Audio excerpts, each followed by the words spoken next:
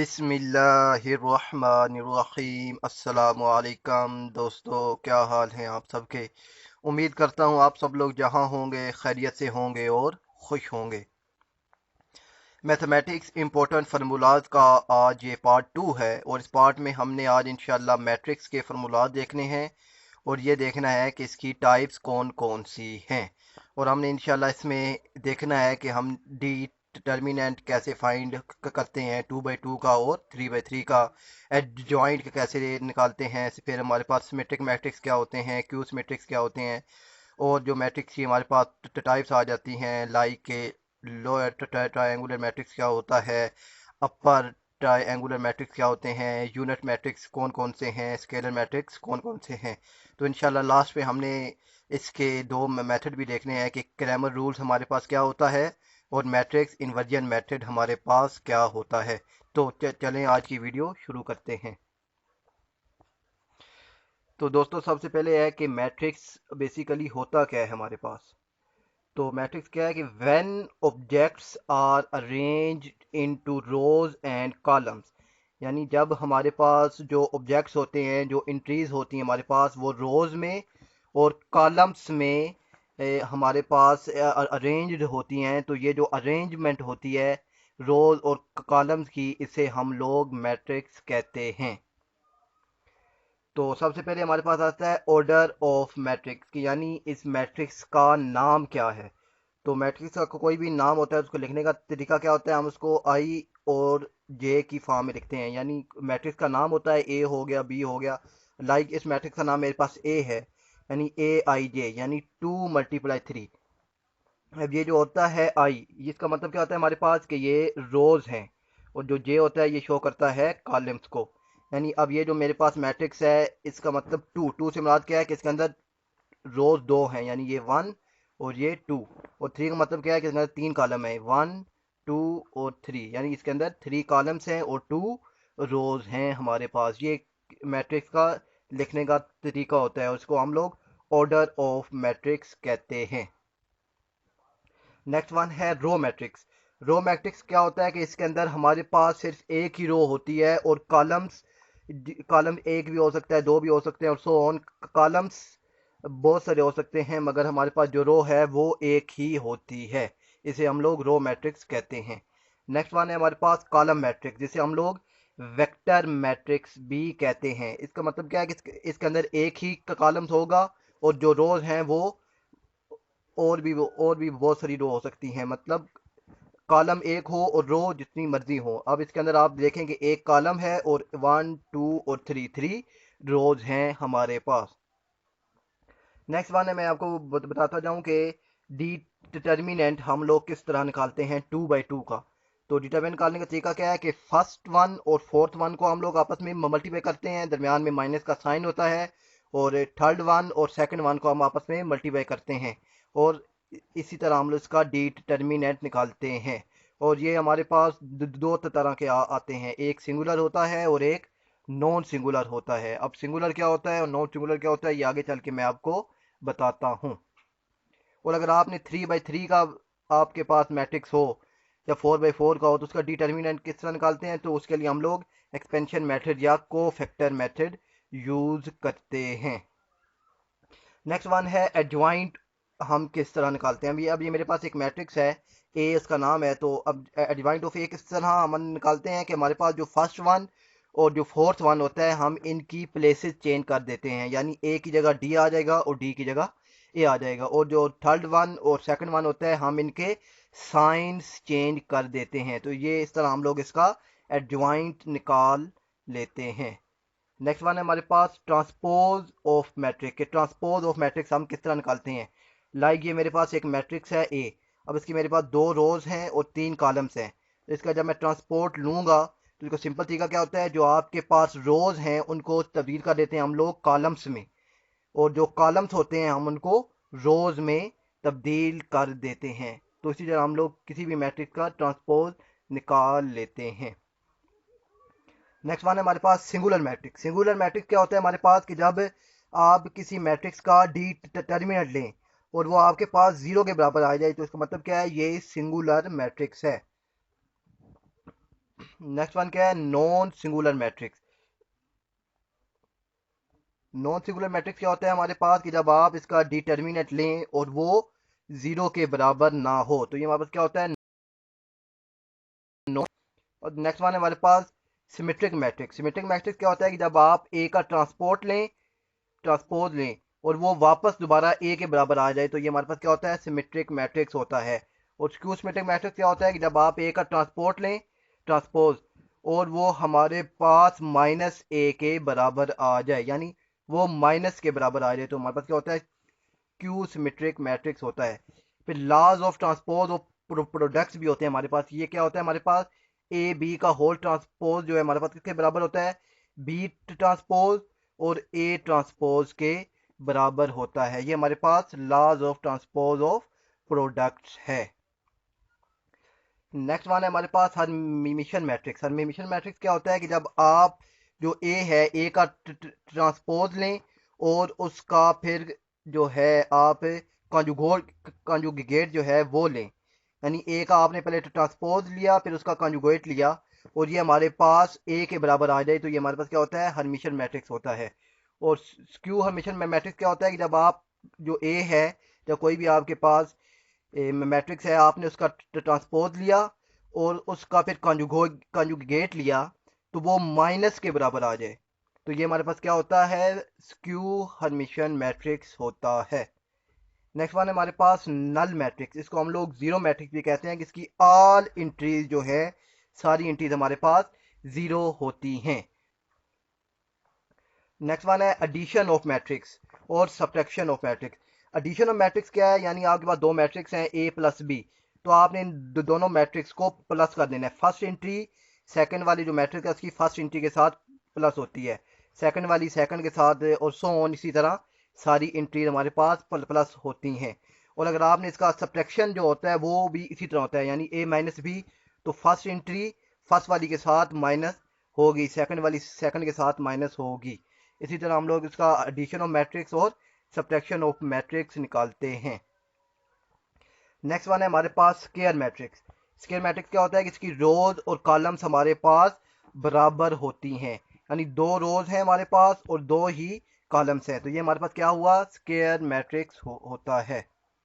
Next one है negative matrix. Negative matrix क्या होता है कि आपके पास एक मैट्रिक्स है ए, आपने जब उसको मल्टीप्लाई किया माइनस ए से, आपके पास मैट्रिक्स ए है, आप उसको माइनस से मल्टीप्लाई कर दें, तो उसकी जो एंट्रीज हैं प्लस वाली वो माइनस में हो जाएंगी और जो माइनस वाली हैं वो प्लस में हो जाएंगी, तो ये हमारे पास क्या होता है, नेगेटिव मैट्रिक्स होता है। नेक्स्ट वन है हमारे पास आइडेंटिटी मैट्रिक्स। इसे हम लोग यूनिट मैट्रिक्स भी कहते हैं कि इसका जो डायगोनल्स है हमारे पास, जो जिसे हम प्रिंसिपल डायगोनल्स भी कहते हैं और मेन डायगोनल भी कहते हैं, ये हमारे पास सारी एंट्रीज क्या हो, वन हो, और अपर वाली और जो लोअर वाली एंट्रीज हैं वो जीरो हो, तो ये क्या होता है, हमारे पास आइडेंटिटी मैट्रिक्स होता है। नेक्स्ट वन है आपके पास स्केलर मैट्रिक्स। स्केलर मैट्रिक्स क्या होता है कि इसकी जो मेन डायगोनल की एंट्रीज हैं वो सारी की सारी बराबर हों, अगर वन है तो, सॉरी टू है तो वो सारी की सारी टू हो, थ्री हैं तो थ्री हो, अगर ये यहाँ पर आ जाए वन वन वन, तो हमारे पास क्या होता है, आइडेंटिटी मैट्रिक्स होगा, जो हमने अभी पीछे देखा है। नेक्स्ट वन है हमारे पास इक्वल मैट्रिक्स। और इक्वल मैट्रिक्स क्या होता है, जब इसकी ऑर्डर्स और इसकी इंट्रीज सारी सेम हो। अब इसका ऑर्डर क्या है, टू बाई टू, यानी टू रोज हैं और टू कॉलम्स है, इसका ये ऑर्डर्स है, तो अब जो इसका हमारे पास ये किसके बराबर है, इसका जो ऑर्डर है वो भी सेम है, यानी टू कॉलम्स हैं और टू रोज हैं, ऑर्डर सेम हो गया।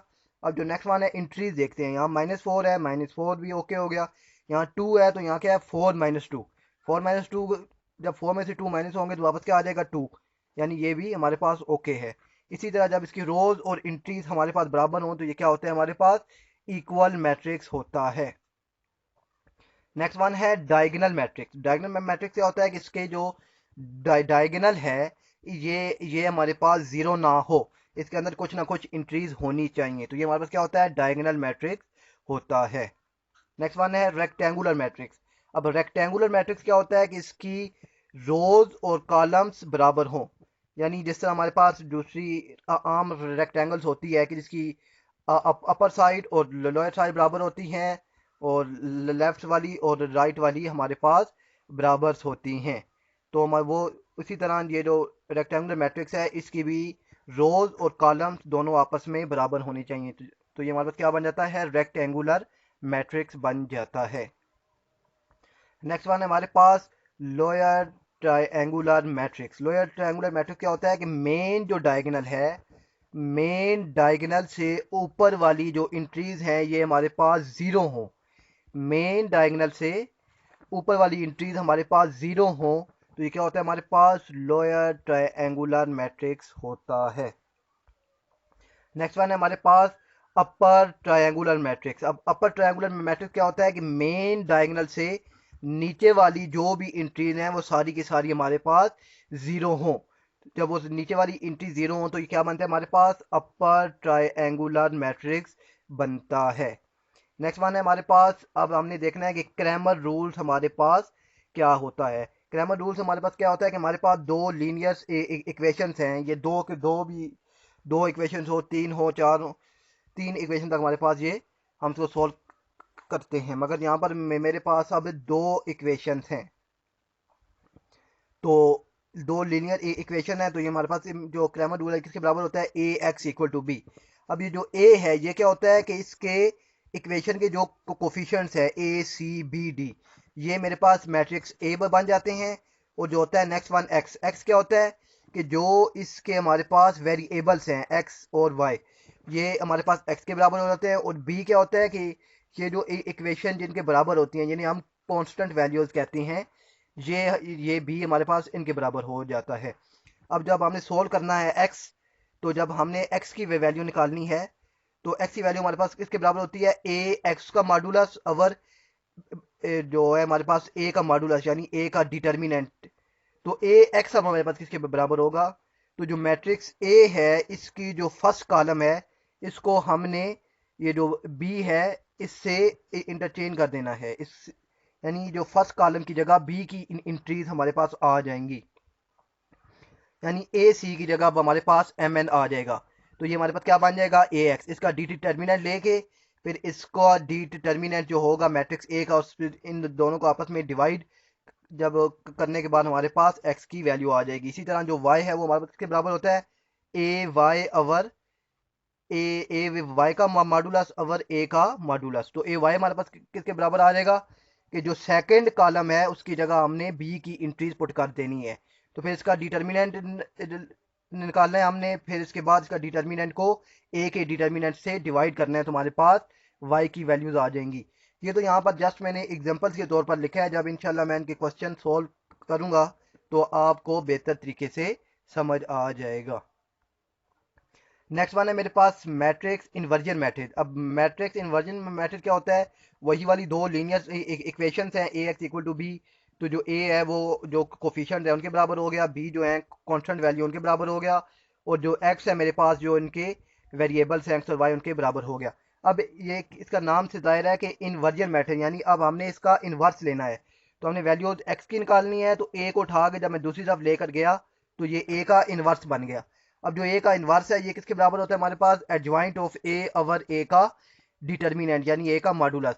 अब एडजॉइंट ऑफ ए और डिटर्मिनेंट किस तरह निकालते हैं ये मैंने पीछे आपको बता दिया है कि फर्स्ट वन, अब इसका मॉडुलस हमने अगर निकालना है डिटर्मिनेंट, तो फर्स्ट और फोर्थ को मल्टीप्लाई करना है, दरमियान में माइनस का साइन, फिर थर्ड और सेकंड को मल्टीप्लाई करना है, और फिर जो आंसर आएगा तो हमारे पास क्या होगा, इसका डिटर्मिनेंट होगा। और याद रखिए कि ये फर्दर उसी वक्त ये क्वेश्चंस आगे सोल्व होते हैं कि जब ये हमारे पास नॉन सिंगुलर हो। अगर ये सिंगुलर आ जाए यानी डिटर्मिनेंट की वैल्यू जीरो के बराबर आ जाए तो ये आगे सोल्व नहीं होते।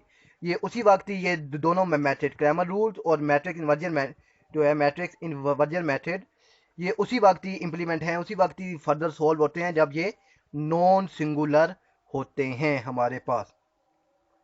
नेक्स्ट वन है एक्सपेंशन मैट्रिक्स। क्या होता है कि एक्सपेंशन मैट्रिक्स क्या होता है, जब हमारे पास से 3/3 या 4/4 के हमारे पास मैट्रिक्स आ जाते हैं तो हमने उनका डिटर्मिनेंट निकालना होता है, या फिर और जो है उनका एडजॉइंट निकालना होता है, तो हम लोग को फैक्टर मेथड यूज करते हैं। को फैक्टर मेथड क्या होता है, हमारे पास मैट्रिक्स का नाम यानी सी सपोज 1 1 है, तो ये फार्मूले का है -1, फिर आई प्लस जे की जगह क्या है, यानी जो आपके पास रो है उसका नंबर, जो कॉलम का है उसका नंबर, यानी 1 + 1।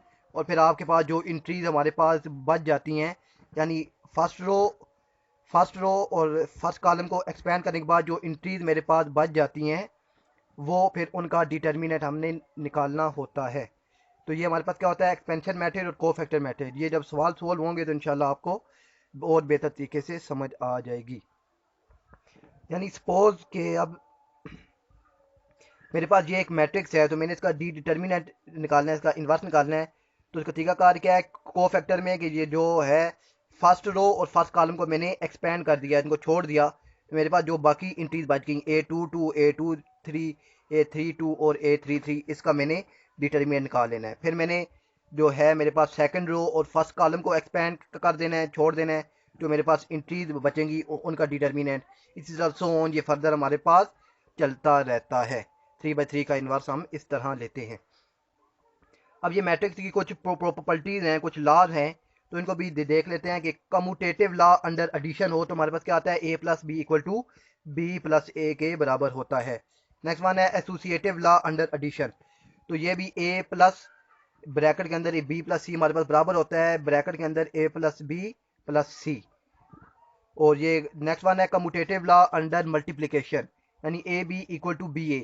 ये उसी वक्त ही हमारे पास से क्या कहते हैं इसको, एप्लीकेबल है कि जब इसका मैट्रिक्स का जो ऑर्डर है वो हमारे पास सेम हो, यानी 2/2 यानी 3/3, यानी अगर A हमारे 2/2 हो तो तभी ये AB = B/A हमारे पास एप्लीकेबल है। उसके अलावा ये कम्यूटेटिव लॉ अंडर मल्टीप्लिकेशन जो है ये एप्लीकेबल नहीं होता है।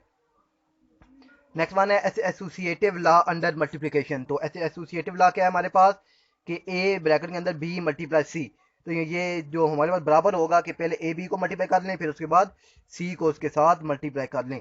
नेक्स्ट वन है हमारे पास distributive laws of multiplication over addition and subtraction, यानी अगर एडिशन में आप इसको देखें तो जो बाहर वाली वैल्यूज है वो अंदर वाली दोनों के साथ मल्टीप्लाई हो जाएगी, यानी AB + AC। और अगर आप इसमें सब्ट्रैक्शन में देखें तो हमारे पास वही ऊपर वाली है, सिर्फ जो साइन है प्लस की जगह वो हमारे पास माइनस आ जाएगा, यानी AB - AC। ये क्या होता है हमारे पास distributive laws of multiplication over addition and subtraction होता है। नेक्स्ट वन है एडिटिव आइडेंटिटी मैट्रिक्स, यानी आप A को 0 के साथ अगर प्लस करें तो आपके पास वापस वही मैट्रिक्स आ जाता है A, और 0 के A के साथ प्लस करें तो तब भी मैट्रिक्स A ही हमारे पास आता है। एडिटिव इनवर्जन ऑफ मैट्रिक्स क्या होता है कि जब A + B को B हमारे पास 0 के बराबर है तो B + A भी हमारे पास 0 के बराबर ही होगा। नेक्स्ट वन है कि अगर हमारे पास A + B बराबर है A + C के, तो हमारे पास B + C भी बराबर होगा। नेक्स्ट वन है कि A को आपने आइडेंटिटी मैट्रिक्स जो है आपके पास यूनिट मैट्रिक्स उसके साथ मल्टीप्लाई किया, और फिर आइडेंटिटी मैट्रिक्स को A के साथ मल्टीप्लाई किया, यानी किसी मैट्रिक्स के साथ मल्टीप्लाई किया, तो हमारे पास वापस आंसर 0 ही आएगा। जब आप A को उसके नेगेटिव के साथ प्लस करते हैं तो आंसर तब भी 0 ही आता है। और नेक्स्ट वन क्या है कि A को आप 0 के साथ मल्टीप्लाई करें तो आंसर आपके पास 0 ही आएगा। तो दोस्तों don't forget to like and share my videos and also subscribe my channel, और साथ ही बेल आइकन को भी प्रेस कर दीजिए ताकि मेरी जो आने वाली न्यू वीडियोस हैं उनको नोटिफिकेशन आपको मिल सके। Thanks for watching. अल्लाह हाफिज़।